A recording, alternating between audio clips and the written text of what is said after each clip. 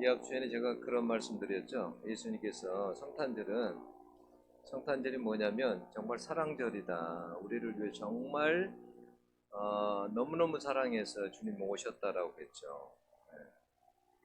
근데 그 사랑이 어떤 사랑이냐라는 거예요. 그 어떤 사랑이냐? 여러분 오늘 말씀에 구유가 나오죠. 마다들을 나 강보로 싸서 구유에 누웠으니 이는 사간에 있을 것이 없음이더라. 이렇게 되어 있거든요. 여러분 구유가 뭐냐면 옛날에 이제 대부분 이제 소나 나귀들이 먹는 그 먹이통 있잖아요. 보통 이제 나무로 되고 이렇게 나무를 보통 파서 이렇게 하기도 하고 어렸을 때 우리 보면 돌로도 이렇게 돼 있죠. 근데 이제 아마 예수님이 이때 당시에는 돌로 이제 파여진 그러니까 먹이통이에요. 그런데 그곳에 예수님이 누우셨다 그랬잖아요. 예수님이 누우셨다. 이런 기록들이 단지 여러분 사간에 있을 곳이 없어서 예수님께서 그곳에 먹이통에 누우셨다 이게 아니에요. 이건 아주 여러분 성경의 기록은요 조금도 오차가 없어요. 네? 예수님께서 구유에 누우셨던 이유가 다 있어요. 그러니까 동물들의 먹이통이잖아요. 짐승들의 먹이통. 그러면 주님께서 뭐냐요? 그 먹이통에 누우셨다라는 거예요. 그러니까 먹이가 되셨다라는 거예요. 먹이가. 응? 그냥 쉽게 말하면 날 먹어라 이 말이에요. 나를 먹어라. 여러분 그 요한복음에 보면 뭐라고 되냐? 나는 하늘에서 내려온 살아있는 떡이니 사람이 이 떡을 먹으면 영생하리라 그랬어요. 내가 곧 생명의 떡이다 그랬어요. 그러니까 뭐냐면 예수님께서는 이 땅에 오실 때에 그 구유통에 그게 누이신 것은 뭐냐면 너희들이 날 먹어야 산다라는 거예요. 이 생명의 떡을 먹어야 산다라는 거예요. 이스라엘 백성들 여러분 잘 알듯이 광야에서 뭘 먹었어요? 만나를 먹었잖아요. 그죠? 만나를 먹고도 죽었죠. 근데 그것도 여러분 하나의 그림자예요. 어떤 그림자냐면 그건 땅에서 난 게 아니라 하늘에서 내려온 거잖아요. 만나가. 근데 그걸 먹고도 죽었어요. 근데 예수님이 하시는 말씀 그건 하나의 그림자예요. 예수님이 이 땅에 오셔서 하신 말씀이 뭐냐면 나는 하늘에서 내려온 산떡이라는 거예요. 그래서 나를 먹으면 너희들이 영생할 것이다. 영원히 죽지 아니할 것이다 라고 말씀하신 거예요. 예수님이 이 땅에 뭐냐면 떡으로 오셨어요. 빵으로 오셨어요. 근데 그냥 우리가 먹는 이런 빵이 아니라 생명의 떡이라는 거예요. 그게 예수님의 몸을 이야기하는 거예요. 몸. 예수님께서 십자가에서 우리에게 뭘 주신 거예요? 주님의 몸을 주셨어요. 다시 말하면 너희들이 나를 믿어야 산다라는 그런 말이에요. 나를 믿어야 산다. 너희들이 나를 믿어야 영생할 수 있다. 근데 그 떡을 먹어야 된다라는 그 떡을 먹어야. 그래서 주님이 뭐냐면 구유에 나시고 베들레헴에서 태어나는 게 절대 우연이 아니에요. 베들레헴에 태어나기 전에 어디서 살았어요? 나사렛에서 살았죠. 북부 갈릴리에서 여러분 베들레헴까지 오려면 한 160km 정도가 돼요. 160km 정도. 근데 그때 마리아가 만삭이에요, 몸이. 근데 호적하라 해서 나사렛에서 요셉의 고향인 베들레헴까지 가는 거예요. 그러면 그때 당시에 지금처럼 버스가 있는 것도 아니고 여러분 무슨 지하철이 있는 것도 아니고 기차가 있는 것도 아닌데 거기까지 160km까지 만삭의 몸으로 갈 수 있겠어요? 없겠어요? 불가능한. 근데 베들레헴의 그곳에 가서 그곳에서 예수님이 태어납니다. 그건 절대 여러분 우연이 아니에요. 네? 우연이 아니에요. 베들레헴이 아까 뭐라 그랬어요? 베들레헴이 뭐냐? 베들레헴, 베들, 집, 레헴, 네? 베트, 레헴. 그래서 그게 레헴이 떡이라는 뜻이거든요. 그러니까 그냥 빵집이라는 뜻이에요. 베들레헴이. 예, 예수님께서 나사렛에서 안 태어나고 베들레헴에서 태어난 게 절대 우연이 아니라니까요. 네? 빵집에서 주님이. 그건 뭐냐면 이 땅에 주님이 정말 생명의 그 떡으로 오셨다라는 거예요. 네? 생명의 떡으로 오셨다는 거예요. 그래서 예수를 믿으면 영원한 생명을 얻는다라는 거예요. 예, 나를 너희들은 믿어야 된다라는 거예요.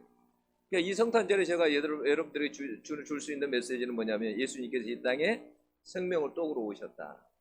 생명의 떡으로. 제일 안타까운 것이 뭐냐면 사람들이 근데 진짜 뭐냐면 영원한 것에는 별로 관심이 없다라는 거. 이 세상에 순간적인 것에는 관심이 많은데 영원한 것에는 관심이 없다라는 거예요. 여러분 밀라노의 한 성당에 보면 오른쪽 편에 장미 한 조각이 있고 그 밑에 어떤 글귀가 써져 있냐 이렇게 써져 있어요. 우리를 즐겁게 하는 것은 모두 순간적인 것이다 라는 글귀가 적혀 있고 그 위쪽에는 문 위에는 뭐라고 써져 있냐면 영원한 것보다 중요한 것은 없다라고 새겨져 있어요. 근데 사람들이 순간적인 거에 대해서 그 순간적인 것을 위해서만 그렇게 살아가는 것이지 영원한 것에는 관심이 없다라는 거예요. 영원한 것에는. 예수님이 얼마나 거기에 답답했는지. 예수님이 뭐냐면 하늘로서 오신 분이잖아요. 그러니까 이 땅의 이야기를 많이 했겠어요? 하늘 이야기를 많이 했겠어요? 하늘 이야기를 많이 하셨어요. 예수님이. 하늘 이야기. 이 땅을 들어서 하늘 이야기, 이 땅을 들어서 천국 이야기를 말하고 하늘 이야기들을 많이 했어요. 사람들이 처음에 이해가 안 가는 거예요. 듣지도 보지도 못한 이야기들을 하니까 사람들이 잘 안 믿는 거예요. 그래서 예수님은 뭐냐면 표적과 기사를 행할 때도 믿게 하려고 표적과 기사를 행한 거예요. 아세요? 나사로를 살리는 것도 뭐냐면 거기에 보면 성경에 뭐라고 하면 이렇게 돼 있어요. 아버지께서 나를 보내신 것을 저희로 믿게 하려 함이니이다 그랬어요. 예수님을 믿게 하려고 나사로야, 죽은 나사로를 향해서 나사로야 나오너라라고 한 거예요. 믿게 하려고. 그런데 사람들이 믿지를 않는 거예요. 예수님이 말씀하실 때 영원한 것을 이야기할 때에 믿지를 않는 거예요. 이게 정말 답답한 일이죠. 요즘에도 사람들이 영원한 거에 관심이 없어요. 여러분, 제가 EBS 뭘 봤냐면 다큐 프라임이라는 그걸 봤어요. 뭐 6번째 대멸종인가요? 이렇게 해서. 그러니까 지금 짐승들이 엄청난 바다에서도 그렇고 밖에서도 짐승들이 엄청난 짐승들이 죽어간다라는 거예요. 이제 그 다음 차례가 누구냐면 인간이라는 거죠. 근데 이제 거기에 보면 뭐가 나오냐면 새가 죽어가는 게 나와요. 새가 유리창에 충돌해갖고 죽어가는데 저는 그 수가 그렇게 많지 않을 줄 알았어요. 그런데요, 여러분 한반도를 지나가는 지나는 철새와 텃새 중에서 800만 마리가 유리창의 충돌로 죽고 있답니다. 800만 마리. 이게 제가 보니까 이렇게 많이 죽을까 그러는데 정말 유리창에 부딪혀가지고 그렇게 많은 새들이 죽어간대요. 북미 같은 경우는 피해 규모가 연간 한 3억에서 10억 마리 정도로 야생적으로 유리창 충돌이 일어나서 죽는데요. 저 놀랐어요. 저도 그런 경험이 있거든요. 한 번 부산에 있을 때 교회 안으로 새가 들어온 거예요. 근데 유리창에 부딪혀서 떨어지는 거예요. 그래서 제가 너무 안타까워서 문을 열어놓고 그쪽으로 보내려고 새를 막 그쪽으로 유도를 하고 쫓아내려고 하는데 새가 그 문을 못 찾는 거예요. 그래서 계속 유리창에 부딪히는 거예요.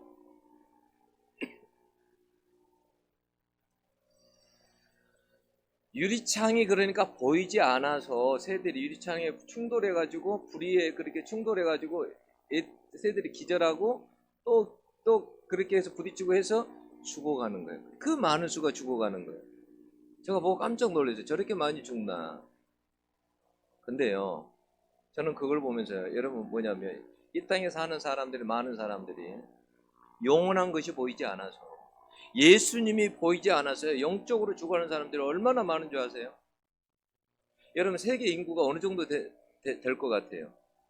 제가 어제 검색을 해봤어요. 세계 인구가. 근데 제가 생각하는 것보다 훨씬 많이 불어난 것 같아요. 어제 제가 찾아본 것은 세계 인구가 한 78억 7,496만 정도가 된답니다. 근데 여러분 거기에서 기독교 예수 믿는 사람들은 어느 정도냐? 24억 정도가 됩니다. 24억. 그럼 한번 생각해 보세요. 나머지 여러분 그 수많은 사람들은 예수를 몰라서, 영원한 것이 보이지 않아서 그렇게 많은 사람들이 죽어가는 거예요. 그러니까 예수님께서는 우리 인간을 너무너무 사랑하셔서 우리를 살리기 위해서 뭐냐면 이 땅에 주님께서 그 생명의 떡으로 이 땅에 오신 거예요. 베들레헴에서 구유에 짐승들이 먹는 그 구유에 누워서 날 먹으라는 상징이에요. 날 먹어야 너희들이 산다. 그렇잖아요. 만약 여물통에 먹이가 없으면 짐승들이 살까요? 못 살까요? 못 사는 거예요. 그러는 것처럼 너희들이 내가 생명떡으로 이 땅에 내가 온 것이다. 나를 너희들이 정말 믿어야 너희들이 영원한 생명을 얻을 수 있다는 그 상징이에요. 그러면 생각할 때 우리가 짐승인가? 어떤 면에서는 여러분 그렇습니다. 우리가 짐승입니다. 제가 어떤 영화를 봤냐면 The Power of Dog라는 영화를 봤어요. 그러니까 개의 힘이라는 그런 건데, 그러니까 뭐냐면 거기에 이제 영화에 보면 어떤 내용이 나오냐면 이제 피터의 어머니하고 그 아들, 그러니까 이제 피터하고 그 다음에 필이라는 사람하고 그 다음에 이제 동생이 나와요. 근데 이제 거기에 보면 이 필이라는 사람이 피터의 어머니를 그렇게 괴롭히는 거예요. 너무 힘들게 하는 거예요. 그러니까 이 피터 입장에서는 뭐냐면 필이 뭐냐면 마치 개의 세력과 같은 거예요. 그 영화에 보면 그 구절이 나와요. 시편에 뭐 20편 22절 이 구절이 나와요. 내 영혼을 칼에서 구하시면 내 유리한 것을 개의 세력에서 구하소서. 그러니까 그 피터의 어머니를 그 필이라는 사람이 그 힘을 가지고 어머니를 너무너무 괴롭게 하니까, 그래서 어머니가 그 사람들은 너무너무 괴롭힘을 당하고 알코올 중독되고 막 이렇게 살아가니까 이 피터의 입장에서는 그 사람이 개처럼 보이는 거예요. 너무너무 싫은 거죠. 그 사람을 그냥 제거하고 싶은 거예요. 힘이 없는 거예요. 근데 이 필이라는 사람은 사실은 뭐냐면 굉장히 힘이 있는 사람처럼 생각하고 막 자기 동생도 막 무시하고 모든 사람을 무시하고 막 그런 사람인데, 근데 알고 보면 이 사람은 뭐냐면 이 사람이 동성애자고 아주 뭐냐면 그러니까 개와 같이 너무 사람들을 막 잔인하게 개처럼 물어뜯고 귀찮게 하는 그런 존재인 거예요. 그래서 이 피터라는 사람이 어떻게 하냐면 나중에 그가 뭐 이렇게 의대 같은 데를 가가지고 나중에 그런 이제 그 의대를 가서 이제 나름대로 자기가 이제 그 의대에서 배운 막 이런 것들이 있잖아요. 한 번은 그래서 이제 뭐냐면 이 피터가 탄저병에 걸린 마리 시체를 찾아가지고 탄저균을 수집해가지고 균에 감염된 가죽을 그 필에게 건넵니다. 근데 그 필이 피터를 위해서 밧줄을 막 만들다가 상처난 손으로 그 탄저균에 감염이 돼요. 그래가지고 이제 사망에 이르게 되거든요. 죽게 돼요. 그러니까 차라리 이게 필이 여기서 필이 개로 나오잖아요. 남들을 힘들게 하는, 물어뜯는 그런 개로. 차라리 내가 개입니다 이러면 좋은데 인간은 그렇지 않아요. 이 사람도 뭐냐면 철저하게 자기가 동성애자인 것을 숨겨요. 아무도 모르게 숨겨요. 근데 나중에 이제 그 필을 죽인 피터가 그걸 다 알게 되죠. 그걸 알게 됩니다. 나중에 이 필이 자기조차도 이제 좋아하게 되죠. 동성애자니까. 그래 그걸 이용해서 이제 이 개를 제거하는 거죠. 죽이는 거예요. 자기 어머니를 그렇게 괴롭히고 사람들을 괴롭히는 이런 이제 개 같은 사람을 죽이는 거죠. 없애버리는 거죠. 인간은 우리가 항상 숨기고 살아요. 뭐든지 다 숨기고 살아요. 그죠? 네, 다 숨기고 삽니다. 근데 우리 속에 짐승과 같은 그런 게 우리 속에 있는 거예요. 우리 악의 어떤 그 본성, 이런 본성이 우리 속에 다 있어요. 우리가 숨기고 살아갈 뿐이. 한 번에 예수님이 가나안 여인에게 자녀의 떡을 취하여 개들에게 던짐이 마땅치 아니하니라 라고 했어요. 이게 뭐냐면 예수님께 하신 말씀이 너는 떡을 먹을 자격이 없는 개 같은 존재야 라는 말이에요. 그때 그 여자가 뭐라고 하죠? 이르되 주여 올소이다 많은 개들도 제 주인의 상에서 떨어지는 부스러기를 먹나이다 이렇게 말했어요. 뭐냐면 인정을 한 거예요. 제가 개가 맞습니다. 주님이 당신이 말하는 그 개가 바로 접니다. 근데 개들도 주인의 상에서 떨어지는 부스러기라도 먹지 않습니까? 이 말은 뭐냐면 저가 개 같은 존재인데 저가 당신의 그 생명의 떡을 먹어야만 되겠습니다. 부스라기라도 좋으니까 저는 먹어야 되겠습니다. 라는 이런 말이에요. 여러분, 그래서요, 우리는요, 뭐냐면 이런 가난한 여인처럼요, 우리가 항상 주님 앞에 설 때는요, 우리가 인간의 본성이 있잖아요. 그것을요, 하나님 앞에 다 여러분 내어놓고 나와야 돼요. 네, 저는 그래요. 주님, 제가 정말 어떨 때 보면 벌레 같기도 하고, 제가 개 같기도 하고, 제가 또 어리석은 나귀 같기도 하고, 제가 정말 짐승과도 같습니다. 여러분, 천국은요, 그렇게 낮아지지 않는 사람이요, 들어갈 수가 여러분 없어요. 저는 은혜 받을 자격이 없습니다. 저는 어리석은 나귀하고 개와 같습니다. 그래서 저는 주님 없이는 도저히 살 수 없습니다. 부스러기라도 주세요. 이런 심령이 예수님을 만나고 하나님 나라에 들어갈 수 여러분 있다라는 거예요. 이런 가난한 심령이 여러분 천국에 들어갑니다. 여러분, 바리새인과 서기관들처럼요, 스스로 의롭다고 생각하는 사람들은요, 절대 천국에 들어가지 못해요. 근데 사람들이 가만 보면 어떻게 하냐면, 우리는 분명히 우리가 하나님 나라에 들어가는 것도 우리의 의로는 절대 못 들어가거든요. 우리의 의는 여러분 누더기와 같고, 그런 우리의 의는 찾아볼 수 없어요.